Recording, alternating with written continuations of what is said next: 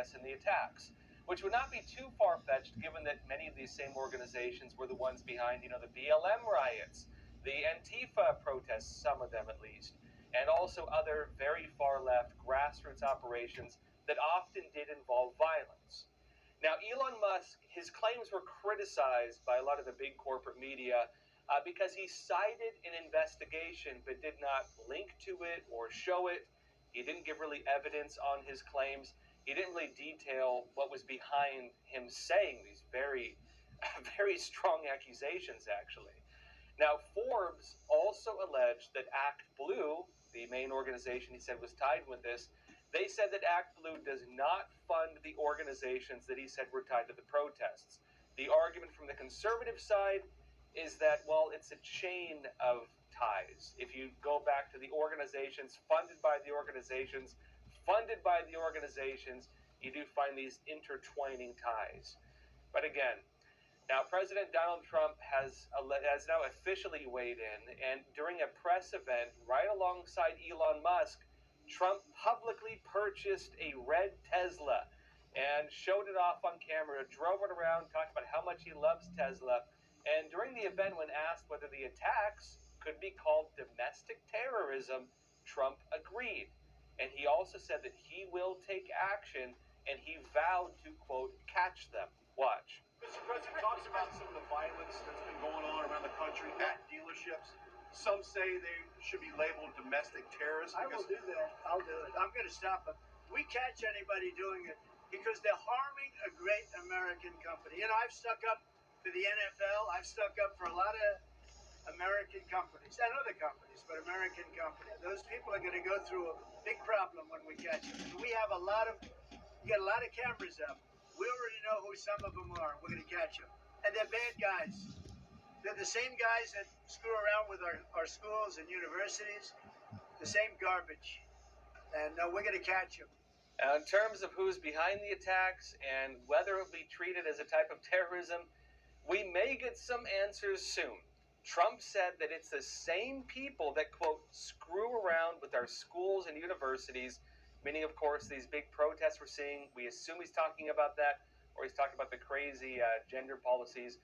But now, look, the House DOJ Committee has also issued a letter calling for the Department of Justice and the FBI to investigate. Now, the letter is co-signed by 8 members of Congress, and it says this, quote, these attacks, which seem to involve coordinated acts of vandalism, arson, and other acts of violence, seriously threaten public safety. Reports suggest that groups like Antifa, known for their history of domestic terrorism, including throughout the summer of 2020 following the death of George Floyd, may be involved in the recent Tesla attacks. Notably, a lot of this was in Seattle, where it's one of the hotbeds of Antifa. And they say this, quote, I urge the Department of Justice and the Federal Bureau of Investigations to prioritize a thorough investigation into these matters. Now, the letter goes on to cite reports, including from Elon Musk, alleging that several NGOs, non-governmental organizations affiliated with the Democrats, are behind the attacks, meaning this is a political operation involving major organizations, and this is coordinated. Now, it names several organizations, including Democratic Socialists of America, Rise and Resist, and a whole lot of others, and it also includes the allegations against Act Blue. They restate it.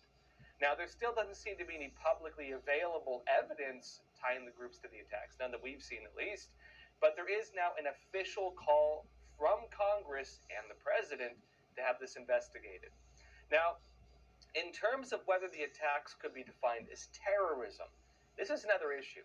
Now, look, the technical definition of terrorism is important. Technically, terrorism is defined as using violence to achieve a political goal.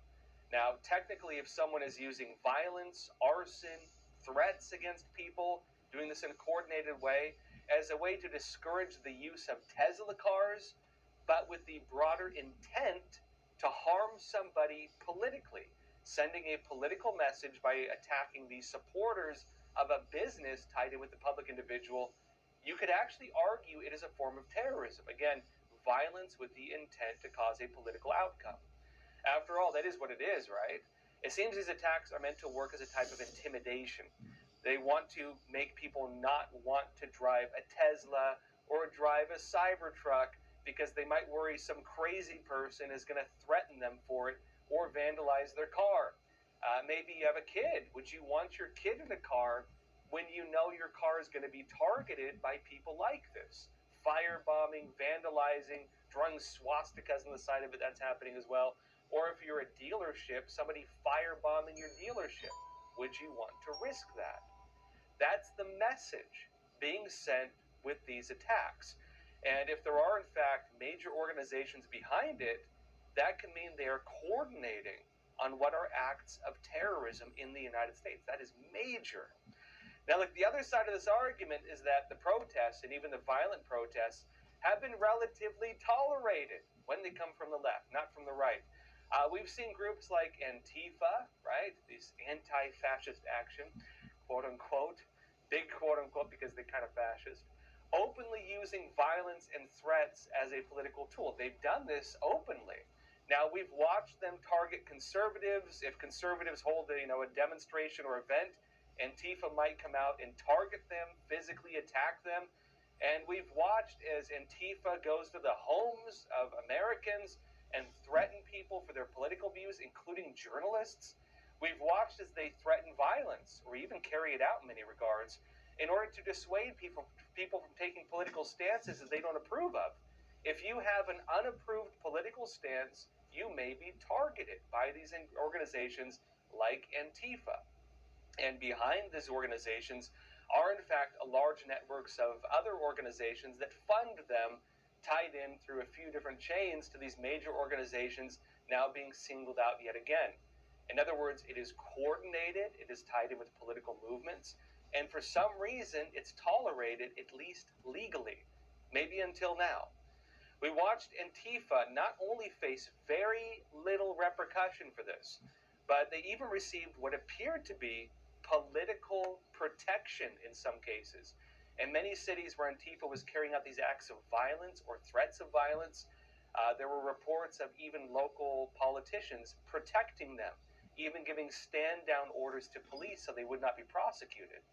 Now, the actions of Antifa would technically fall under the definition of terrorism, using violence to achieve a political goal. So why was that allowed?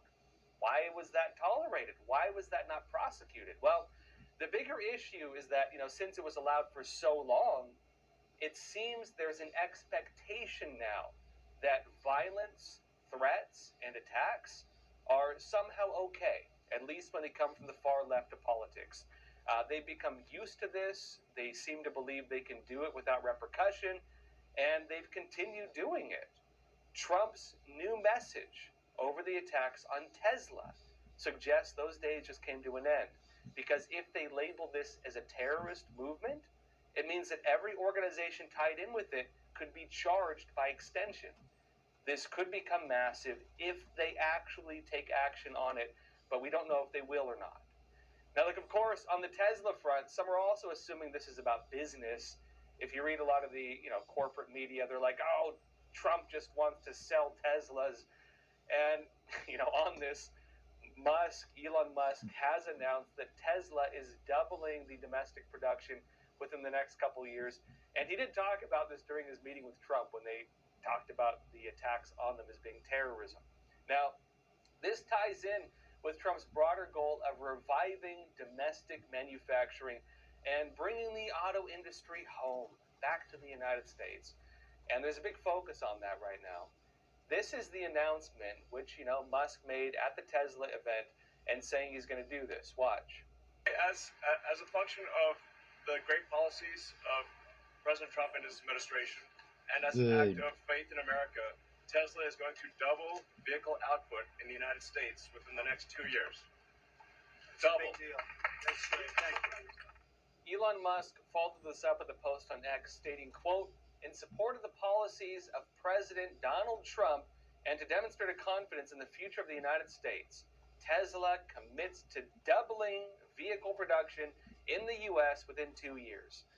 And he may be able to do it too because with domestic manufacturing, the return of it, the auto industry is going to become the big focus of this, reviving maybe Detroit, bringing back the auto industry. And Tesla, of course, is now a major American industry, a major American company for that. So we shall see. In other news, there's been a lot of discussion about economic troubles in the United States. Many news outlets have been alleging that Trump's tariff war, it risks destabilizing the economy. There was the market drop that followed some of the recent tariffs between the US and Canada, but now, well, it seems that inflation is actually going down. I'll be talking more about this after we come back from a quick break.